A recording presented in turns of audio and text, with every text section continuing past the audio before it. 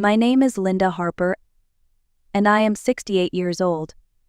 If someone had told me that the deepest wound of my life would come not from an enemy, but from the daughter I raised, I would have laughed in disbelief. Yet on a quiet morning not long ago, I sat at my kitchen table with a cup of black coffee and opened my bank account on my laptop. My eyes locked on the numbers glowing on the screen. $450,000 had vanished overnight. At first, I thought there had been a bank error or maybe a system glitch. But before I could call customer service, my phone buzzed with a text message that made my blood run cold.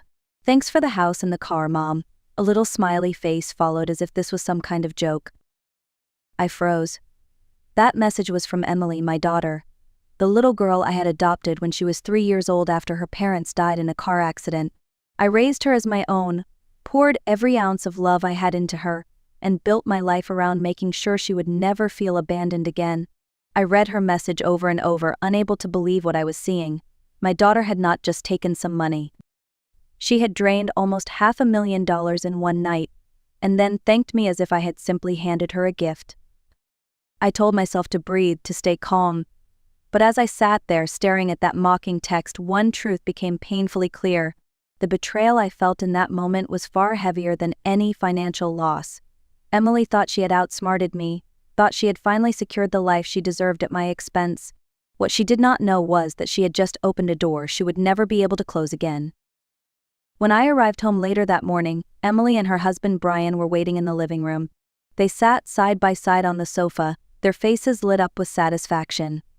Emily dangled a shiny set of car keys from her fingers, while Brian leaned back with a smug grin, as if the world finally belonged to them. The air was thick with their triumph. "Mom, we have something to tell you," Emily began, her voice almost playful. "We bought a house.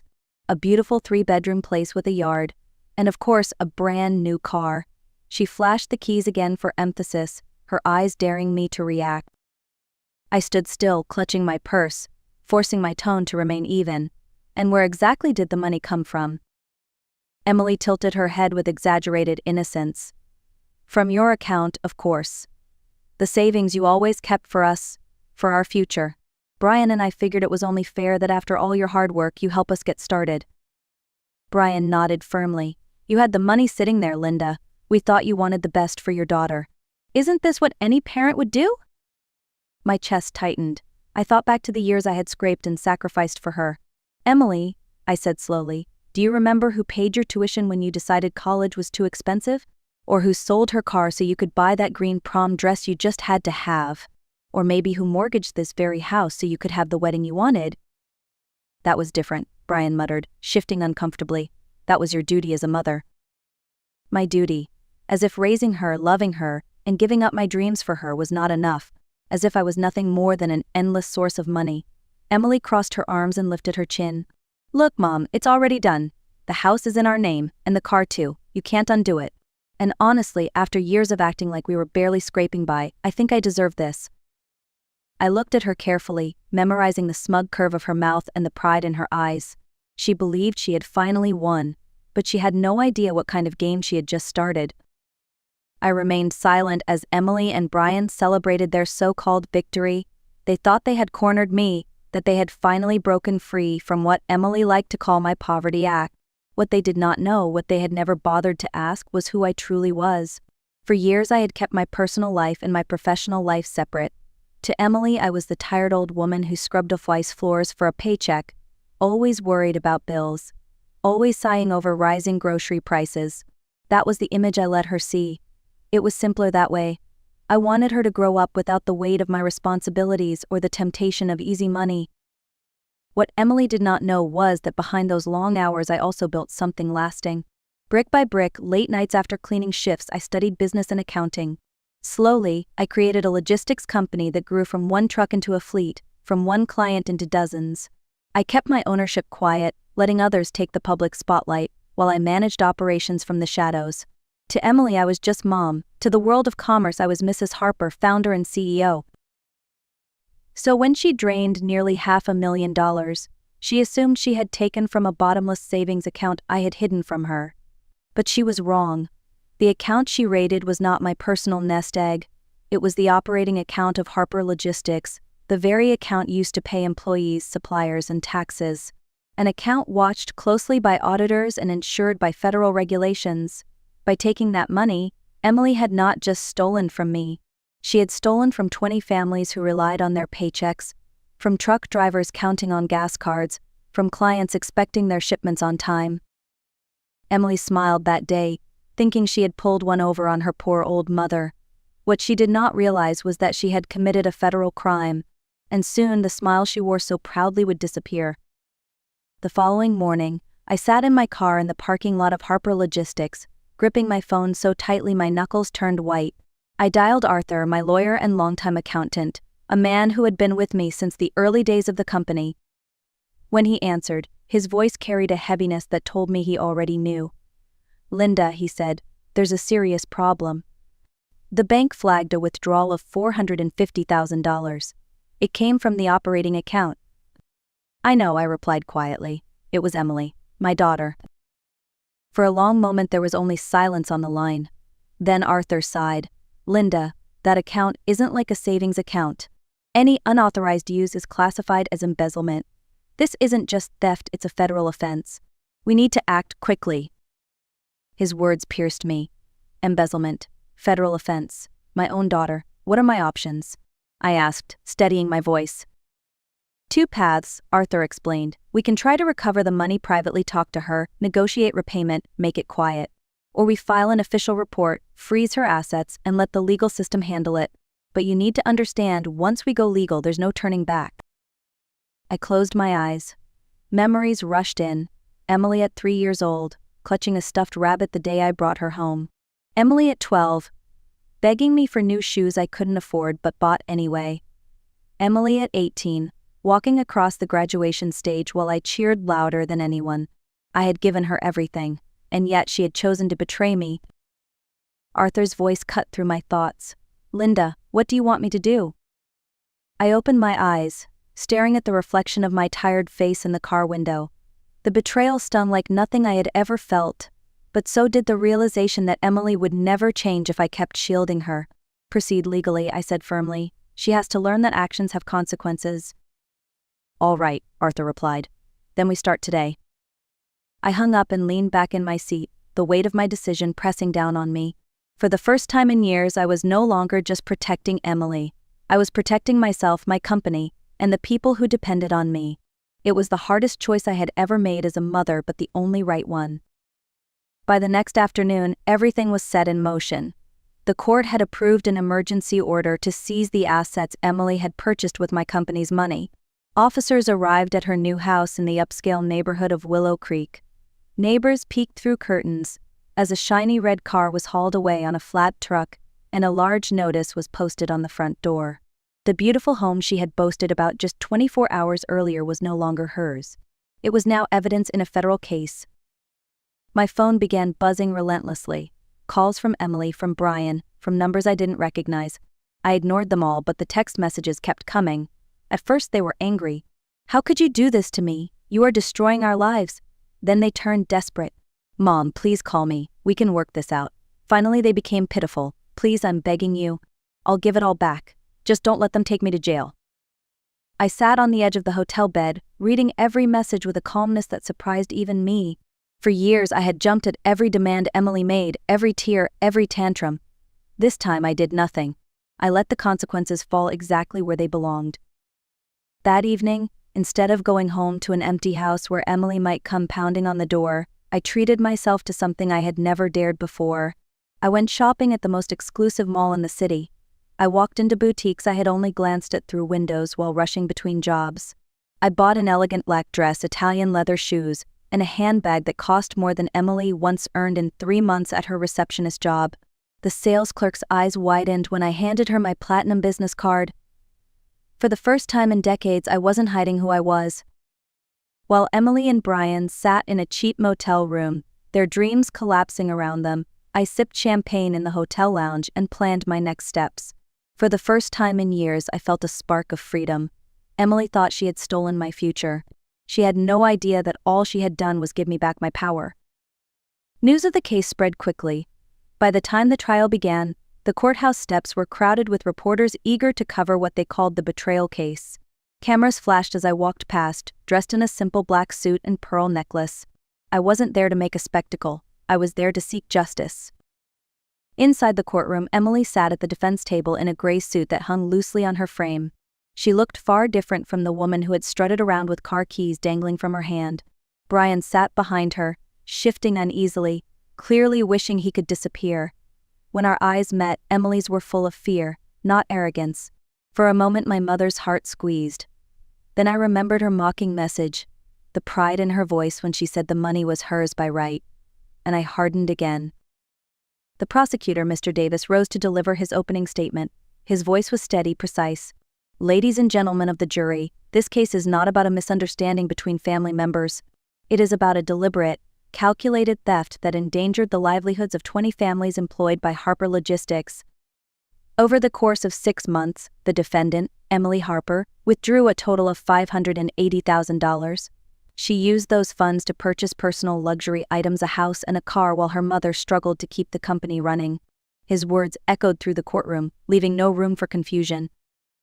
The defense attorney, a young man barely out of law school, tried to counter. He painted Emily as a confused daughter who had grown up believing her mother was poor. She thought the money was set aside for her future, he argued. She misunderstood the situation. This is not the work of a hardened criminal. His tone lacked confidence. Even he knew the argument was weak. Witness after witness took the stand. Arthur, my accountant, laid out the numbers with precision, the dates, the amounts, the steady escalation from small withdrawals to the massive transfer. Brenda, my assistant, testified about Emily's visits to the office. She always seemed uncomfortable here, Brenda said. Mrs. Harper tried to include her, but Emily would change the subject or leave quickly. Then came Rosalie, my human resources manager. Her voice trembled with emotion as she described the chaos caused by the missing funds. We couldn't make payroll on time. Employees thought the company was going under. Some even started looking for other jobs.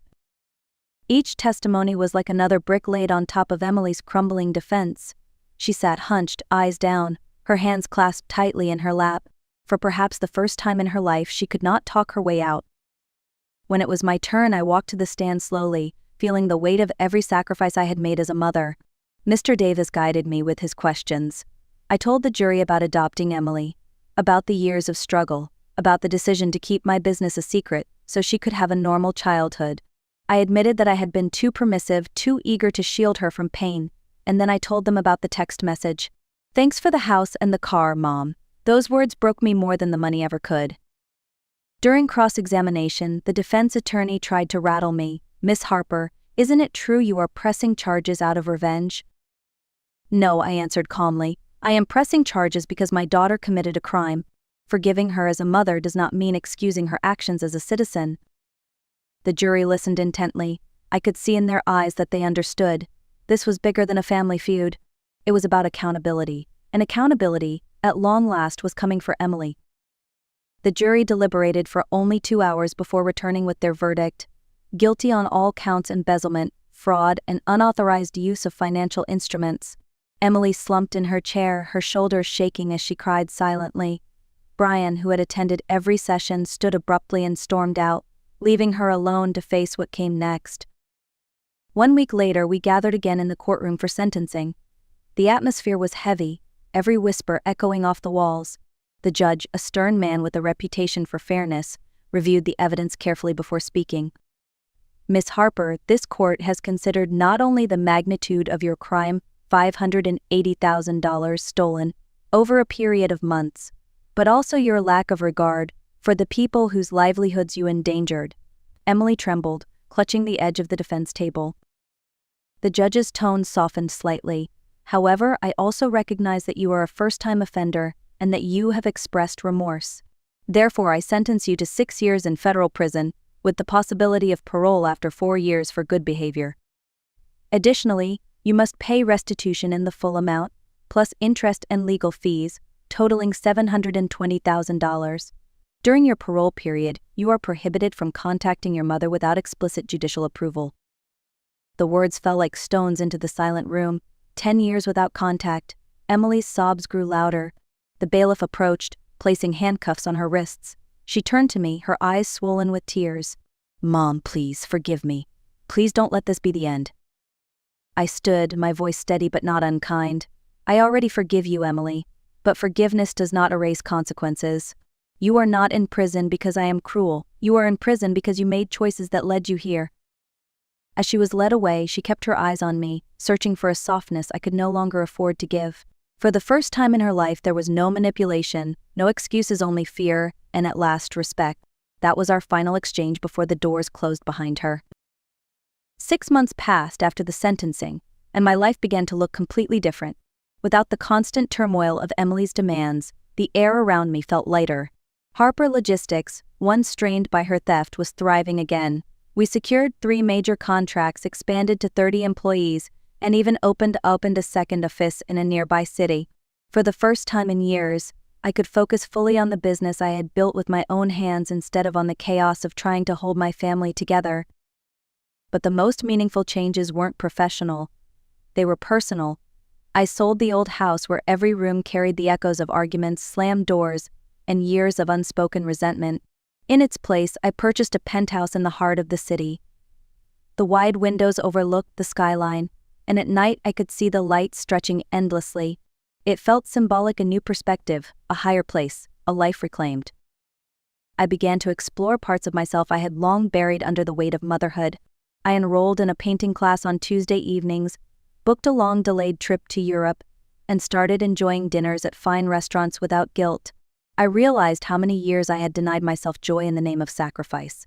Now, I allowed myself to live fully. Friends who had drifted away returned, drawn not just by my success but by the peace I radiated. They told me I seemed lighter, freer. And they were right. For the first time in 24 years, I was not just Emily's mother. I was Linda Harper, businesswoman, artist, traveler, a woman who had finally chosen herself. The lesson was clear: when you set boundaries, you don't lose love, you gain respect. And sometimes you even gain back your life. 4 years later, a letter arrived in the mail with a return address that made my heart skip. Federal Correctional Institution. My hands trembled as I opened it, knowing it was from Emily. The restraining order had kept us apart, but she had received special permission through her parole officer to send me this one letter. Her handwriting was smaller than I remembered, steadier somehow. "Dear Mom," it began, "I don't expect forgiveness. I don't expect a second chance. I only need you to know what these years have taught me." She wrote about the loneliness of prison, about the therapy sessions that forced her to face herself, and about the question a counselor had asked that shattered her: "Can you name a single time you truly sacrificed for your mother?" Emily admitted she could not once. She described the depression that followed, the nights she cried, until she had no tears left, and then the slow process of rebuilding. She had joined programs that taught responsibility, empathy, and gratitude. She had taken part in groups where she told her story to others, warning them of the dangers of entitlement. "I realized I wasn't your victim, Mom. I was your betrayer." Emily told me she was working at a bakery after her release, earning minimum wage, and sending every extra penny toward restitution. "It will take me years to pay you back," she wrote, "but I want you to know I'm trying. I want you to know your strength saved me. You didn't destroy me, you forced me to finally grow up." I finished the letter with tears running down my cheeks. They weren't tears of regret or anger. They were tears of relief, and maybe even of pride. For the first time in decades, I felt as if I had glimpsed the daughter I had always hoped Emily could become. As I folded Emily's letter and placed it gently back into the envelope, I felt something shift inside me. For years, I had carried the weight of believing that unconditional love meant sacrificing myself, that forgiveness meant excusing harm. But life had taught me a harder, truer lesson. Love without boundaries is not love at all, it is surrender. And when we surrender our dignity, we teach others to treat us with less than we deserve. Emily's story is not just about stolen money. It is about respect, about choices, and about the cost of confusing love with endless tolerance. In the end, she learned what I had always hoped she would: that actions have consequences, and that gratitude is the foundation of every healthy relationship. And I learned, finally, that protecting yourself is not selfish, it is the first step toward genuine peace. If you are watching this and you've ever struggled with setting boundaries with the people you love, let this story remind you saying no is sometimes the most loving thing you can do, because respect is what turns love into something lasting. If this story touched your heart, please take a moment to like this video, share it with someone who might need it, and leave a comment telling me where you're watching from. Your voice matters here.